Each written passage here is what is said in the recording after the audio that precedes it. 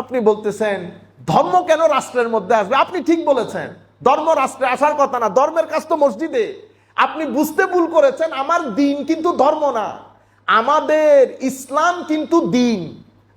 আমার সাথে আমরা একটা প্রোগ্রামে ছিলাম, আমাদের লোকাল এমপিও ছিল ইংল্যান্ডের মধ্যে, অনেক নাম করা বড় প্রভাবশালী এমপি, বেশ কিছু সরকারের লোকজন ছিল। তো আমাকে ওনারা ডেকে বলতেছেন, সাইফ, এই যে তোমরা মানে ধর্ম থেকে যখন রাষ্ট্র পরিচালনার কথা বলো, তখন মূল কথা হচ্ছে ধর্ম এবং রাষ্ট্র, রিলিজিয়ন অ্যান্ড স্টেট। তো আমি আমি আমি হাসতেছিলাম, তো জিজ্ঞেস করতেছে হাসতেছো কেন? আল্লাহ, এটা ভেরি সিম্পল ম্যাটার, আপনারা মিক্স করে ফেলতেছেন। দুইটা জিনিস দেখতে একরকম হলেও দুইটা জিনিস কখনো এক হয় না। কেন, কিরকম?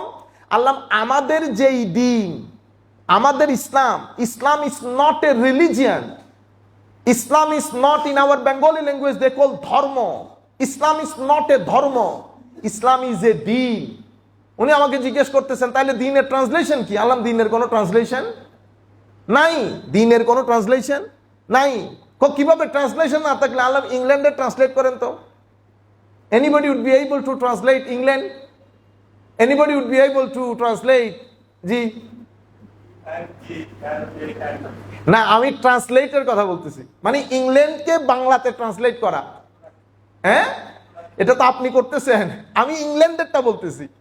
যুক্তরাজ্য বাংলাদেশকে বলে ইউনাইটেড কিংডম হওয়ার কারণে, যেটা আমরা বলি না UK. Very good, thank you very much sir. সবাই একটু একটু করে শরিক হয়েন, তাইলে আমিও কিছু শিখতে পারলাম, জানতে পারলাম, কারণ এখানে ডিফারেন্ট ডিনোমিনেশন থেকে লোকজন এসছেন। আমি আপনাদেরকে বলতে চাচ্ছিলাম, যুক্তরাজ্য যেটা বলি সেটা United kingdom, UK, United kingdom.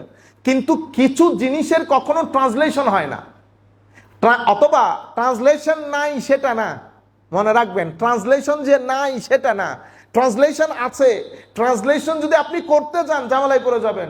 Dhaka, Dhaka মানে ঢেকে দেওয়া, জিনিসটা ঢাকা। তা আপনি যদি এবং ঢাকা, ওই ঢাকা মিলাতে যান ঝামেলায় পড়ে যাবেন। সেই কারণে যেটা টার্ম হয়ে নাম হয়ে গেছে সেটা ট্রান্সলেশন করব না। তো আমি তাকে বলতে চাচ্ছিলাম যে আমাদের এখানে আপনি যে ধর্ম বলছেন, রিলিজিয়ন বলছেন, সেটার আরবিক ট্রান্সলেশন হচ্ছে মাযহাব। দ্বীনের কোনো সহি ট্রান্সলেশন নাই। দিন secular as well as religious, এই দুই ডাইমেনশনকে দিন ইনক্লুড করে। সেই কারণে দিন পার্লামেন্টের মধ্যে ঢুকে, মাযহাব পার্লামেন্টে ঢুকতে যাবে না। দিন আপনি যেখানে যেখানে যাবেন, দিন আপনার পিছনে পিছনে যাবে। আপনি যদি ইউনাইটেড নেশনের মধ্যে বসেন, দিন ইউনাইটেড নেশনের মধ্যে গিয়ে কথা বলবে, কিন্তু সেখানে মাযহাব যাবে না। মাযহাবের কাজ হচ্ছে নামাজ দোয়া পড়া, মোটিভেট করা মানুষকে, ভালো ভালো কথা বলা। এটা এক জিনিস। আমি আপনাদেরকে বুঝাতে চাচ্ছি, দিন একটা ব্রডার পার্সপেক্টিভ। সেই ব্রডার পার্সপেক্টিভের একটা ট্রাঙ্ক হচ্ছে, একটা শাখা হচ্ছে রিলিজিয়ন। আমরা দিন সম্পর্কে জানি, দিন কি জিনিস। মনে রাখবেন, দিন শব্দটা একটা ব্যাপক শব্দ। মানুষের জীবনের জন্য যত কিছু প্রয়োজন, আমরা পরিবারের মধ্যে থাকি, পারিবারিক কাঠামো দরকার, সমাজের মধ্যে থাকি, সামাজিক কাঠামো দরকার, রাষ্ট্রের মধ্যে থাকি, রাষ্ট্রীয় কাঠামো দরকার। আমরা আন্তর্জাতিকভাবে এক দেশ আরেক দেশের সাথে সম্পর্ক করি, আন্তর্জাতিক কাঠামো দরকার। আরেক দেশের সাথে যখন আপনি সম্পর্ক করবেন, সেখানে আমাদের পাওয়া না পাওয়া, গিভ অ্যান্ড টেকের একটা বিষয় থাকে, প্রোটোকলের বিষয় থাকে। আপনার জীবনে যত কিছু ঘটে, যত কিছু সম্পর্ক, কারো সাথে ভাই বোনের, কারো সাথে স্বামী স্ত্রীর, স্ত্রী পুত্রের, যত কিছু আপনার জীবনে আছে, সব কিছুর বিধান আল্লাহ রাব্বুল আলামিন দ্বীনের মধ্যে রেখেছেন। সেই কারণে বলা হয় দ্বীন একটা ব্যাপক শব্দ। আমি এই বিষয়গুলো আপনাদেরকে ফার্দার একটু বোঝানোর জন্য দ্বীনের কিছু সংজ্ঞা, দুইটা সংজ্ঞা আপনাদেরকে বলি, দ্বীন বলে কাকে। আমাদের এখানে একজন বিখ্যাত ইমাম, আমরা তার নাম ইমাম বাইজুরি বলি। ওনার একটা কিতাবের নাম তুহফাতুল মুরিদ আলা জাওহারাতিত তাওহীদ। এই কিতাবের মধ্যে উনি দ্বীনের একটা সংজ্ঞা দিয়েছেন। দ্বীন বিষয়টা কি? উনি বলছেন, দ্বীন হচ্ছে ওয়াদউন ইলাহিয়ুন সাইকুন লিজাবিল উকুল আস-সালিমা লিইখতিয়ারিহিমিল মাহমুদ ইলা মা হুয়া খায়রুল লাহুম বিজাত। দ্বীন কি জিনিস?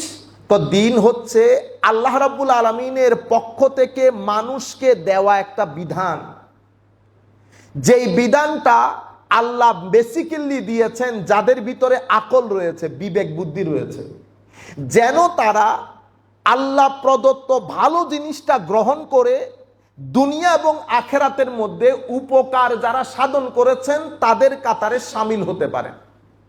তাইলে তিনটা জিনিস, একটা হচ্ছে দিন আল্লাহ প্রদত্ত, দিন আল্লাহ প্রদত্ত। কোন জিনিস যেমন বৌদ্ধ ধর্ম এটাকেও দিন বলে। আবার পৃথিবীতে অনেক মানুষের মাধ্যমে গঠিত অথবা পরবর্তীতে পরিবর্তন হয়ে সেটার সাথে আর আল্লাহ বা ডেফিনিটির কোনো কানেকশন নাই, এমন অনেক দিন তো আছে। সেই দিনগুলোকে আমরা দিন বলি আরবির মধ্যে, সেটা আমরা বুঝানোর জন্য বলি।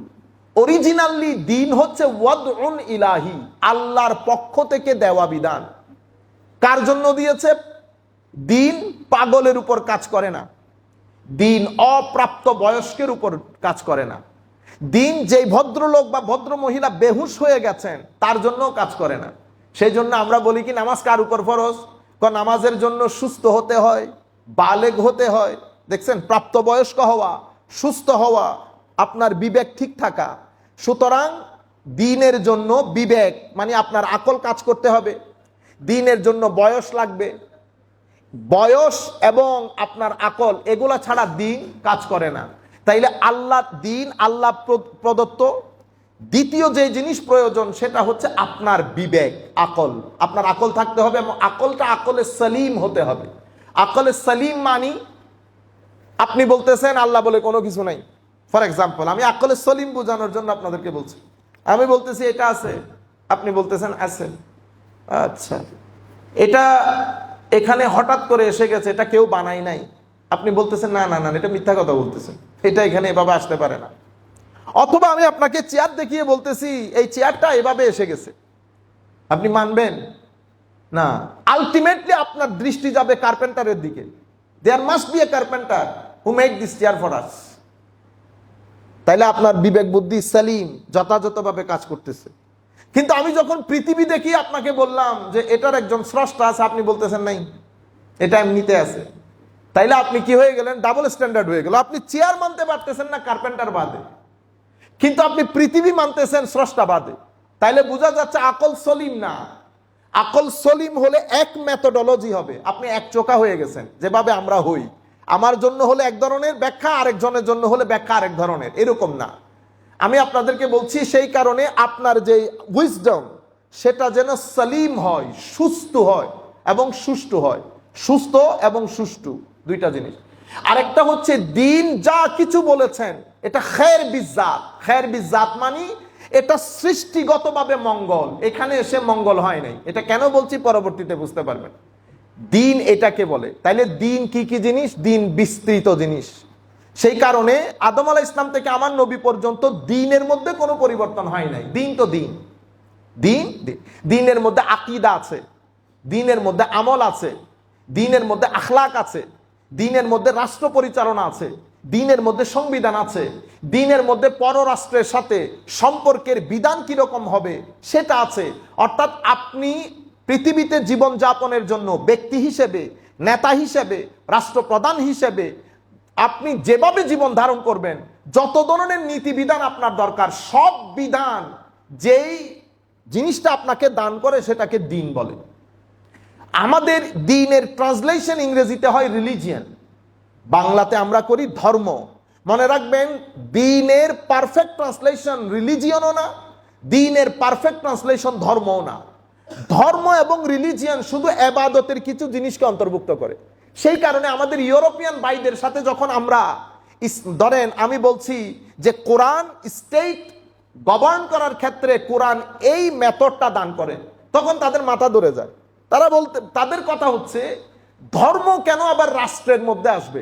তারা কিন্তু ঠিক বলেছে, ধর্ম কেন রাষ্ট্রের মধ্যে আসবে? কারণ রিলিজিয়ান ডিল করে কাকে? ওয়ার্শিপ, রিচুয়ালস, সাম মোরালিটিস। আপনি যদি আজকে রিলিজিয়ানের ট্রান্সলেশনে যান তো আপনি দেখবেন আলটিমেটলি রিলিজিয়ান মানে কিছু মোরালিটি, নীতি নৈতিকতা, কিছু রিচুয়ালস, ইবাদত রিয়াজত, ঠিক আছে, কিছু ওয়ারশিপস, তাহলে কিছু নীতি, কিছু নৈতিকতা এবং কিছু আবাদত, এগুলা নিয়ে ডিল করে রিলিজিয়ন, বাংলাতে ধর্ম।